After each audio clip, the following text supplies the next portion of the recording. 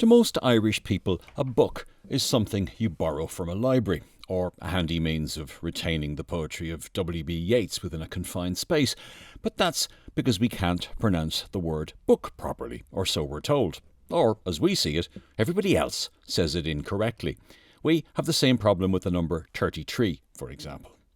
But the word book has an entirely different meaning. A book is a rake. Not the garden variety that the nemesis of Bart Simpson, Sideshow Bob, has a penchant for stepping on, but the gambling, womanising, check-bouncing and carousing kind of rake. One of the most accomplished of that breed was Dubliner Thomas Buck Whaley, born in 1766 and son of Richard Chapel Whaley. Buck's father, an affiliate of the infamous Hellfire Club, earned himself the nickname Burnchapel Whaley because one of his favourite forms of entertainment was to set fire to Roman Catholic churches just to keep warm on chilly nights while he was on a monumental bender.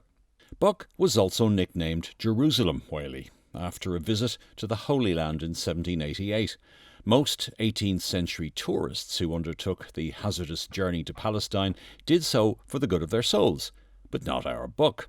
He was in it purely for the profit. He had bets totalling €2.5 million in today's money, that said he wouldn't make it there and back. He duly collected his winnings in 1789, the year the French revolted and started chopping off the heads of aristos who spent their idle lives making stupid bets. Left a large fortune as a child, Whaley possessed the resources that allowed him to urinate his life away. He once rode a horse out of a third-floor window in order to win a wager. The Buck survived with a mere broken leg. The colt wasn't so lucky. As he's a man surrounded by myth, there are a number of out-and-out porkies associated with him. One is that during his punter's pilgrimage to Palestine, he played handball against the Wailing Wall in Jerusalem. Now, the fact is that Whaley was far too patrician to play handball. If he'd wanted to upset Jews and Muslims alike by defiling this iconic religious structure, he would have played squash.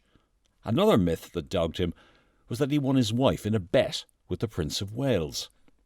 One story that appears not to be mythical is a plan he dreamed up to save King Louis XVI from the guillotine. At the time, Whaley was on one of his many involuntary foreign jaunts, which were taken to avoid his more pressing Irish creditors. He'd burned through his Jerusalem winnings and fetched up in Paris right in the middle of the French Revolution, a fate worse than death. When, however, he found the Place de la Révolution well defended against escape attempts, he thought better of rescuing the Bourbon king and went for a few bourbons instead. France may well have come within a bottle of Jack Daniels of being a monarchy to this day. Whaley passed away in 1800. The cause of his death has been ascribed to cirrhosis of the liver brought on by excessive drinking and a knife wound administered by an angry lover. Yeah, it was actually the more prosaic rheumatic fever. He's reckoned to have gone through the equivalent of €80 million during his lifetime. Like Jesus of Nazareth, a genuine inhabitant of the Holy Land with whom Whaley had nothing in common, he died at the age of 33.